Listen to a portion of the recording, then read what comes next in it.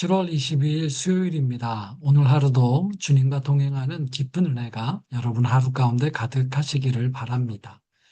오늘 함께 묵상할 말씀은 사무엘 하 1장 8절에서 16절까지의 말씀입니다. 저더러 누구냐고 물으셨습니다. 아말렉 사람이라고 말씀드렸더니 사울 임금님이 저더러 어서 나를 죽여다오. 아직 목숨이 붙어 있기는 하나 괴로워서 견딜 수가 없다 하고 말씀하셨습니다. 제가 보기에도 일어나서 사실 것 같지 않아서 다가가서 명령대로 하였습니다. 그런 다음에 저는 머리에 쓰고 계신 왕관을 벗기고 팔에 끼고 계신 팔찌를 빼어서 이렇게 가져왔습니다.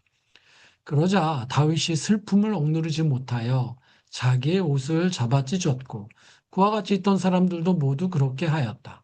그리고 그들은 사울과 그의 아들 요나단과 주님의 백성 이스라엘 가문이 칼에 맞아 쓰러진 것을 슬퍼하면서 해가 질 때까지 울며 금식하였다.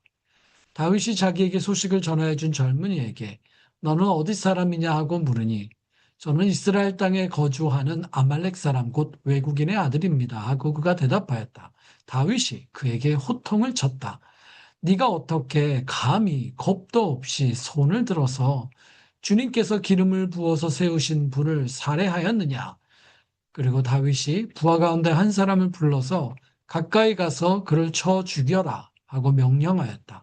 명령을 받은 그 사람이 그를 칼로 치니 그가 죽었다.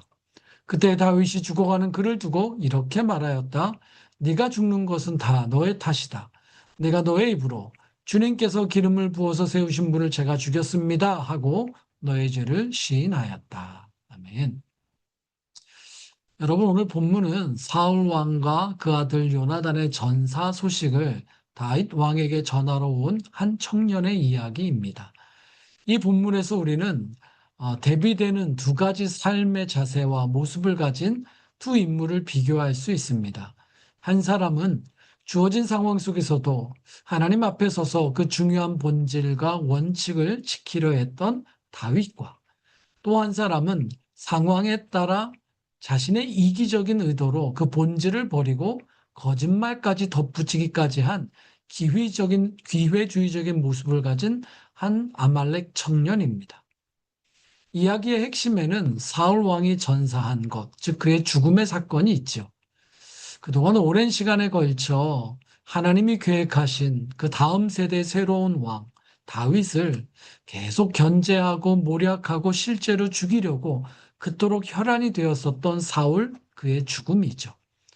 하나님은 사울의 시대가 끝났다라는 것을 진즉이 선포하셨지만 당장에 그의 생명과 왕의 자리를 거두신 것은 아니었습니다. 어쩌면 마지막까지도 그에게 회개의 기회를 주신 것이었죠. 반면 그 시간이 다윗에게는 참 어려운 기다림의 시간이 되었습니다.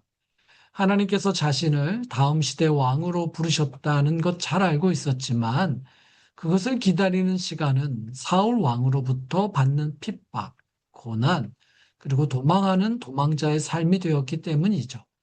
그 기다림과 도망자의 시간은 다윗으로 하여금 오히려 더욱더 하나님만을 철저히 신뢰하는 그것을 배우게 하였고 그로 하여금 훈련하게 하는 시간이 되기도 한 것입니다.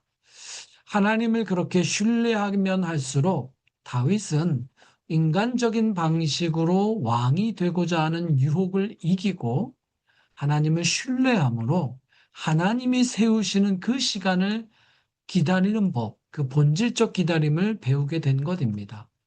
쉬이 배울 수 있는 것은 아니었죠. 더군다나 몇 번의 유혹과 같은 기회도 그에게 있었습니다. 예를 들면 그가 유대 광야에서 자신의 무리를 쫓아오는 사울 왕의 군사들을 피해 다닐 때 실은 다윗은 사울을 죽일 수 있는 두 번의 기회가 있었죠. 자신을 쫓다가 지쳐서 엔게디 광야의 굴에 들어와 잠들어 있던 사울 왕. 하지만 그때 다윗은 그 동굴 더 깊은 곳에 숨어 있었죠. 그때 다윗은 사울을 죽이고 그 모든 불필요해 보이는 고난과 핍박 벗어날 수 있었습니다. 어차피 하나님도 자신을 왕으로 세운다고 하셨으니 그런 명분을 가지고 그렇게 다 사울 왕을 죽일 수도 있었죠. 하지만 다윗은 사울을 죽이지 않고 살려보냅니다. 또 한 번 비슷한 기회가 있었습니다. 이번에는 10이라고 하는 광야에서 그때도 다윗을 쫓다가 이제 밤이 되었을 때 사울 왕은 자신의 군사들에 둘러싸여 그 진중에서 잠이 들게 되었습니다. 그때 어, 다윗이 자신의 부하 몇 명과 함께 몰래 그 진중에 잠입하여서 잠들어 있던 사울 왕의 옷자락을 베어 가지고 나왔죠. 그리고 멀리 도망가서는 크게 외쳐서 사울을 깨웠습니다. 그러고는 말하죠. 자신은 당신 그 사울을 죽일 수 있었음에도 죽이지 않는 것은 이런 자신의 진실된 마음이 있다라는 것을 사울에게 알리고자 했던 것입니다. 여러분, 그때에도 다윗 사울을 죽이지 않았어요. 심지어 다윗은 하나님께서 기름 부으신 왕의 옷자락을 베었다라는 것으로 실은 마음이 찔려하기도 했었습니다. 여러분, 왜 그랬을까요? 다윗이 그저 착한 사람이기 때문일까요? 아닙니다. 그보다 더 정확한 설명은 다윗은 그 사안의 본질을 더 충실하게 지키고자 했던 것입니다. 즉, 하나님의 뜻을 더 정확히 보고 온전하게 하나님의 뜻을 순종하고자 원했기 때문입니다. 여러분, 다윗은 그 하나님의 백성들의 왕, 그 하나님의 백성의 왕은 하나님이 직접 세우시고 또 하나님이 직접 마무리, 패하신다는 것을 분명히 알고 있었습니다. 그래서 하나님께서 당신의 시간에 당신의 방법으로 당신의 손으로 왕을 세우기도 하시고 패하시기도 하시고 그렇게 사울을 세우셨던 하나님이 또 사울도 패하실 것이고 자신을 세우실 것을 신뢰하였습니다. 여러분, 그는 조급하거나 서두르거나 또 핍박을 받는다고 해서 분노와 미움으로 행하지 않았습니다. 악한 사울의 모습을 생각하면 충분히 그렇게 할 수도 있을 것이지만 인간적인 생각과 감정과 판단을 내려놓고 그는 철저하게 하나님께서 기름 부으신 왕이니 철저히 하나님의 손에 의해 모든 것이 이루어져야 한다는 것을 그는 분명히 이해하였고요. 신뢰하였고요. 그래서 인내하고 기다리며 하나님의 시간을 살아간 것이죠. 그 시간은 비록 쫓김의 시간, 오해와 모욕을 받는 시간, 도망가고 망명자의 시간이 되었음에도 불구하고 그는 끝까지 인간적인 방법으로 하나님의 백성의 왕이 되고자 하지 않았습니다. 그렇게 스스로를 세우고자 하지 않았습니다. 한마디로 다윗은 인간적인 기회보다는 하나님의 뜻의 본질에 철저히 순종하고자 하는 삶을 끊임없이 스스로 훈련하고 다듬고 순종한 것이죠. 그런데 생각지도 못했던 시간 속에 결국 사울 왕의 전사 소식을 듣게 됩니다. 그리고 그 전사 소식을 가지고 온 사람이 다윗과 너무나 대비되는 모습을 보이는 아말렉 청년이죠.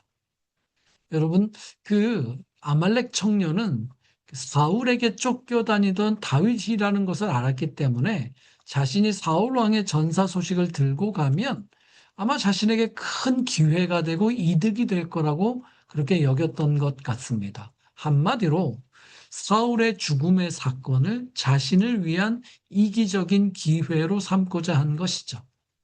그의 기회주의적인 태도, 이기적인 인간적인 판단, 그러한 마음으로 그는 이 사건에 개입한 것입니다. 그리고 그 의도를 이루기 위해 그는 거짓을 더하게 되죠. 오늘 1장 전체 이야기를 읽어보면 이 아말렉 청년은 흡사 자신이 사울 왕의 군사로 전쟁에 참여한 것처럼 말하고 있죠. 더하여서 사울 왕이 자신에게 부탁해서 마지막 숨을 끊어달라 한 것처럼 또 말하고 있습니다. 그리고는 그 자신의 말을 그 증거하는 증표로 삼기 위해서 사울 왕의 왕관과 팔찌를 증거로 가지고 다윗에게 온 것이죠.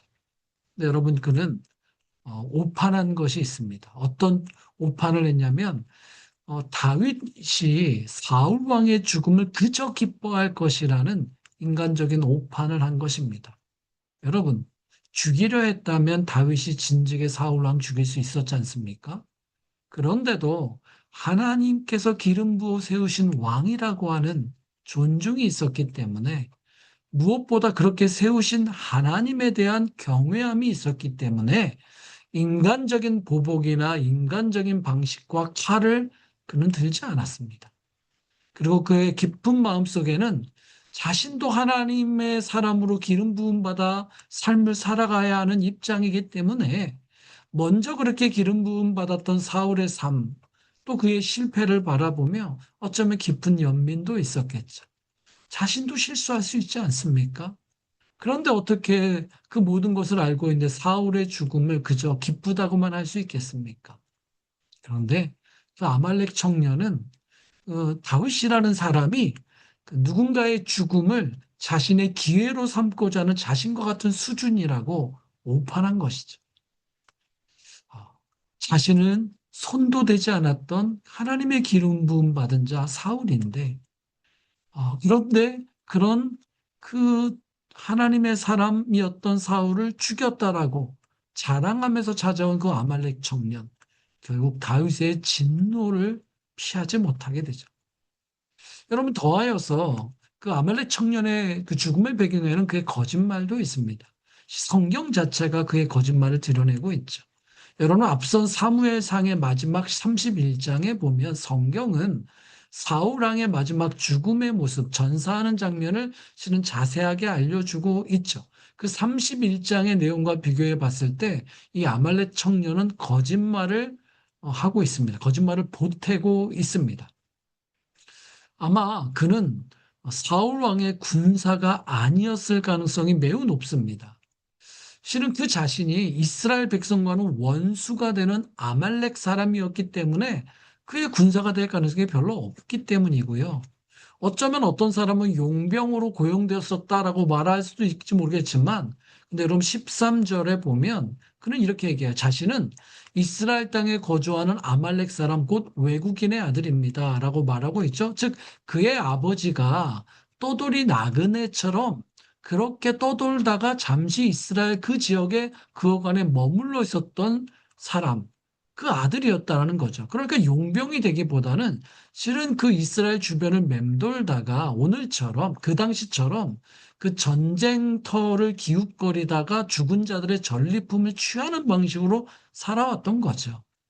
예, 그는 사울의 군대에서 함께 사울 왕과 싸웠던 군사가 아니라 전쟁터를 기웃거려서 죽은 자들 속에서 전리품을 취하는 사람이었던 거죠. 근데 그는 지금 다윗에게 흡사 자신이 사울을 위해 함께 싸웠던 군사인 양 거짓말을 하고 있죠. 그리고 그게 더 큰 거짓말은 무엇입니까? 자기 자신이 사울 왕의 부탁을 받아 사울 왕의 마지막 숨을 거두었다라고 하는 거죠. 근데 여러분 사무엘상 31장에 보면 사울은 전쟁 중에 부상을 당한 후에 그 이방인 블레셋 대적의 손에 죽는 것을 그 치욕을 피하기 위해 결국 스스로의 칼을 땅에 꽂아놓고 그 칼 위에 엎드려져서 그리고 죽었다라고 분명히 성경은 선언하고 있어요. 근데 아마도 이 아말렉 청년이 그 전리품을 취하기 위해서 우연히 그곳에 갔다가 이미 죽어 있는 사울 왕을 발견한 것 같아요. 그리고는 그 왕관과 팔찌, 대단한 거 아니에요? 그냥 전리품을 취하는 것, 거기서 그치지 않고 이 어리석은 청년이 그것을 기회로 삼아서 더하여서 다윗에게도 보상을 받겠다라는 마음을 가지고 찾아와서 거짓말을 한 거예요. 사울 왕이 저에게 부탁해서 제가 당신의 대적인, 이 말은 나와 있지만 그 내심이죠. 당신의 대적인 사울을 제가 죽였어요. 그렇게 보상을 받을 것이라고 오판한 거고 거짓말을 한 거죠. 결국 이 거짓말이 다윗의 분노 앞에 그로에 서게 만들었습니다. 하나님이 기름 부어 세우신 왕을 네가 어떻게 손을 대는가? 다윗의 불효령이 떨어지게 되고요. 그는 결국 다윗의 부하에 의해 그 자리에서 죽임을 당하게 됩니다. 누군가의 죽음에서 자신의 이득과 기회를 찾는 그런 삶을 살아왔던 그 청년. 결국 그 비극적 죽음마저 그 사울왕의 비극적 죽음마저 자신의 기회로 삼고자 했던 그의 기회주의적인 그의 삶도 비극으로 끝나고 맙니다. 그러나 여러분 다윗은 어때요? 그에게 주어졌던 어떻게 보면 절대절명과 같은 기회, 그러나 그런 인간적인 기회마저 내려놓고 하나님의 뜻에 온전하게 순종하기 위해 했던 그 본질적인 하나님의 뜻에 충실함을 지키려고 했던 다윗. 결국 그에게 이렇게 오늘 새로운 시간이 찾아오게 됩니다. 사랑하는 여러분, 우리 삶에는 기회와 위기가 번갈아 찾아오는 것 같습니다. 그 속에서 정말 하나님의 뜻에 더 온전하게 순종하려는 이런 본질적인 고민, 기도, 훈련, 그리고 순종의 준비가 되어 있다면, 그렇지 않다면, 여러분, 우리도 인간적인 기회주의에 빠질 수가 있을 것 같아요. 여러분, 다윗의 위대함은 그가 대단한 많은 일을 못을 해서가 아니라 여러분, 결국 하나님의 뜻에 더 온전하게 충실하려고 했던 그의 본질적인 모습 때문이 아니겠습니까? 오늘 하루 여러분 앞에 놓여진 시간들, 만남들, 일들, 여러 가지 관계와 상황들 속에서 지속적인 어떤 기회가 보이기도 할 거고 어떤 판단을 할 수도 있을 것입니다. 그 속에서 여러분, 더 많은 전리품과 기회들에 주목하기보다는 그보다 먼저 하여서 하나님의 뜻에 온전한 것이 무엇일까? 응답하고자 하는 그 본질에 충실한 하루가 되시고 삶이 되시고 인생이 되시기를 주님의 이름으로 축원합니다. 기도합시다. 하나님 아버지, 하루의 작은 일들 속에 또 삶의 중요한 결정들, 상황들 속에 기도합니다. 하나님, 인간적인 기회와 판단을 넘어서 하나님의 온전한 뜻 앞에 응답하고 순종하는 기도와 때로는 고민과 훈련도 있어서 하나님의 뜻을 찾아가는 귀한 삶이 되게 하옵소서. 하나님이 세우시는 삶을 살아가도록 인도하옵소서. 예수님의 이름으로 기도합니다.